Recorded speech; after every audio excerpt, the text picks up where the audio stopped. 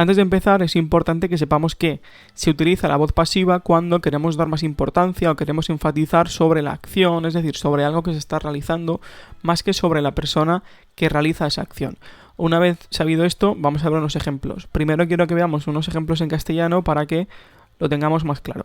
Bueno, como podéis ver en la frase, Pepe compra tomates en el supermercado, podemos diferenciar el sujeto, que en este caso es Pepe, podemos diferenciar el verbo, que es compra, podemos diferenciar también el complemento directo, que es lo que compra, tomates, y podemos diferenciar también en el supermercado, que es el complemento circunstancial del lugar, ¿vale? Y ahí abajo está todo marcado. Pepe sujeto, compra el verbo, ¿y en qué tiempo verbal está? Pues está en presente simple, ¿no?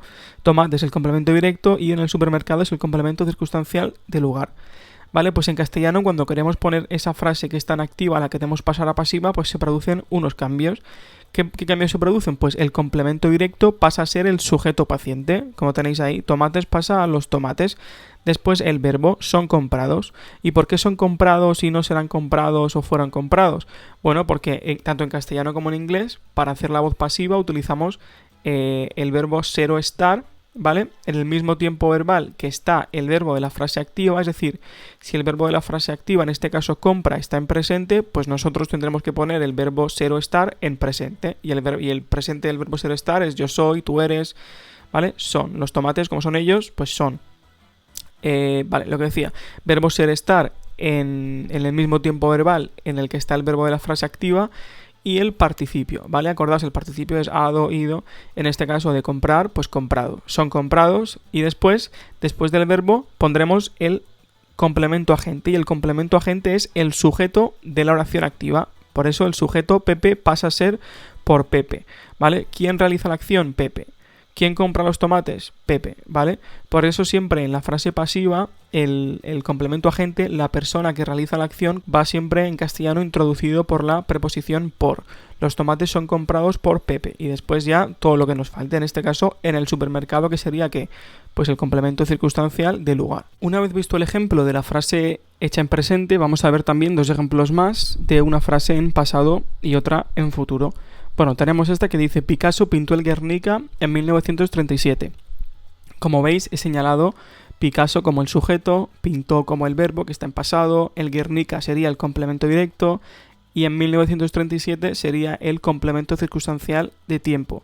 Bueno, pues sabiendo los cambios que hemos mencionado antes y sabiendo que el complemento directo pasa a ser el sujeto paciente, etc., la frase en castellano en pasiva quedaría el Guernica fue pintado por Picasso en 1937. ¿Y por qué fue pintado y no será pintado o es pintado? Porque, como hemos dicho, cuando hacemos la frase en pasiva utilizamos el verbo ser o estar, ¿vale? En el mismo tiempo verbal que está el verbo de la frase activa. Si el verbo de la frase activa, que en este caso es pintó, está en pasado, pues nosotros pondremos el verbo ser o estar en pasado, y en este caso es fue.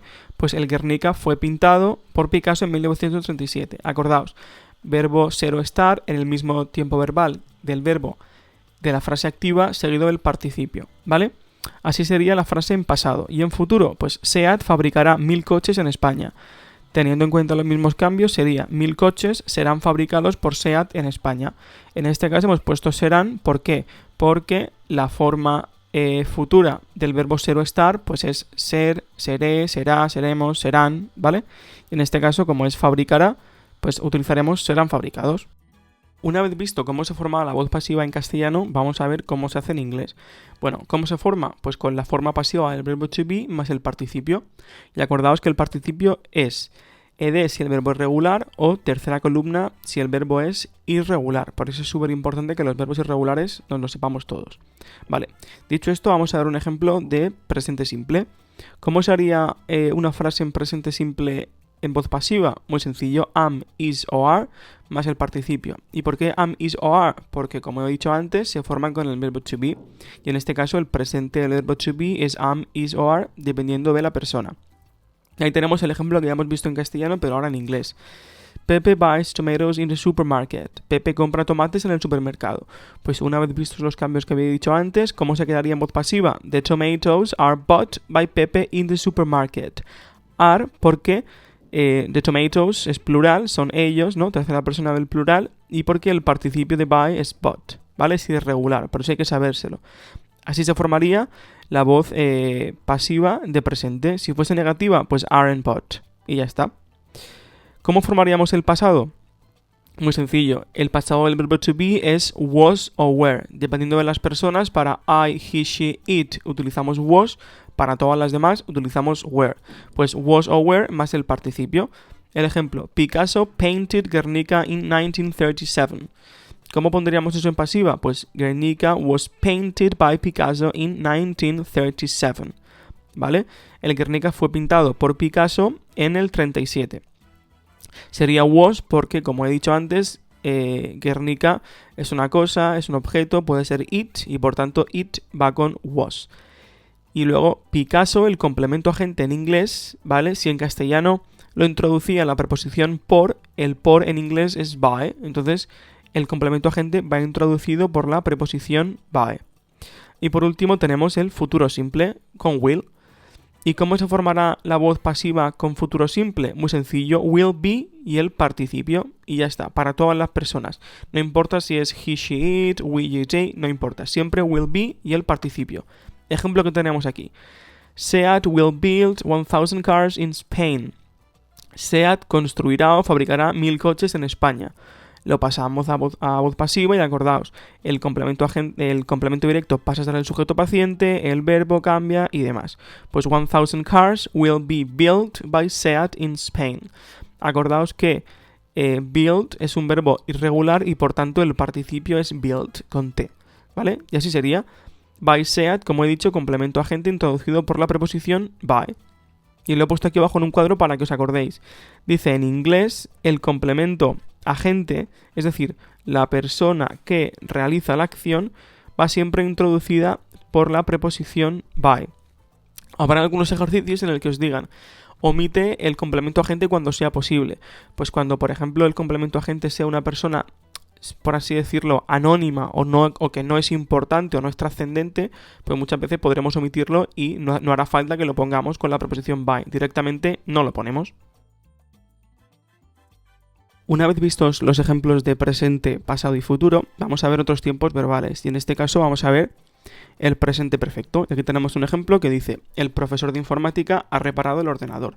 Bueno, sabiendo otra vez los cambios que hemos dicho, el complemento directo pasaría a ser el sujeto paciente, ¿vale? El verbo cambiaría y acordaos que cuando hacemos la frase y tenemos que pasar de activa a pasiva, el verbo de la frase en voz pasiva tiene que estar formado por el verbo ser más el participio. En este caso el verbo ser tiene que estar en el mismo tiempo verbal en el que está el verbo de la frase activa.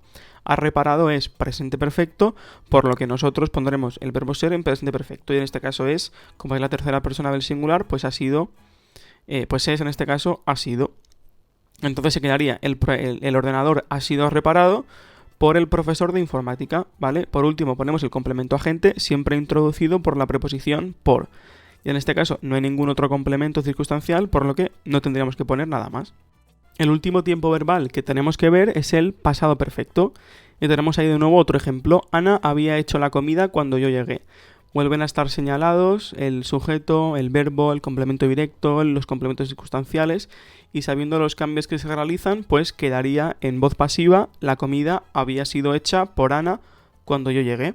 ¿Cómo se formará el presente perfecto en pasiva? Muy sencillo, con has o have más been más el participio. Has para he, she, it y have para el resto, ¿vale? Entonces tenemos ahí un ejemplo. The IT teacher has repaired the computer. El profesor de informática ha reparado el ordenador. Pues sabiendo los cambios, el complemento directo pasa a sujeto paciente, the computer, y después lo que he dicho, has o have, dependiendo la persona, más been más el participio. En este caso es the computer, es una cosa, es un objeto, será it. Entonces it sabemos que va con has, para eso, acordaos, tenéis que saberos el presente perfecto, más been más el participio. Repair es regular, pues simplemente ed. Y el complemento agente, by the IT teacher. The computer has been repaired by the IT teacher. Muy sencillo. Y por último tenemos el present perfect. ¿Cómo se formará? El past perfect. El pasado perfecto se forma con had, had, been y el participio had been. No importa si es he, she, it, we, they, no importa. Para todas las personas, had, ¿vale? Entonces, Anne had made lunch when I arrived. Anne había hecho en la comida cuando yo llegué. Está viendo los cambios, como he dicho, lunch pasa a sujeto, el verbo, complementos, etc.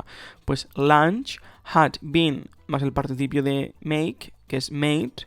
Lunch had been made by Anne when I arrived. Ya estaría, pasado perfecto, had been y el participio. Y ya estaría la voz pasiva en pasado perfecto. Tenéis que acordaros, y lo he puesto en todas las frases, el by Anne o by the art teacher o by Seat, by Picasso, es el complemento agente, ¿no? La persona que realiza la acción. Y si en castellano este complemento agente va introducido siempre por la preposición por, ese por en inglés será by. Entonces cuando queramos poner el complemento agente, es decir, la persona que realiza la acción, pondremos la preposición by.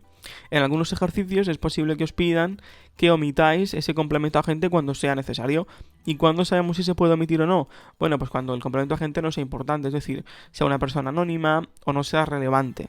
En este caso, Anne pues se podría omitir porque no es una persona relevante, no es alguien famoso. Pero, por ejemplo, en el caso de The Art Teacher es importante, ¿no?, saber quién lo ha reparado, o en el caso de Seat, quién fabricará los coches, o quién pintó el Guernica, Picasso, ¿no? Es importante saberlo. Entonces, también vosotros tenéis que ser capaces de diferenciar cuando el sujeto, pues el complemento agente en la voz pasiva es importante o no y se puede quitar o no.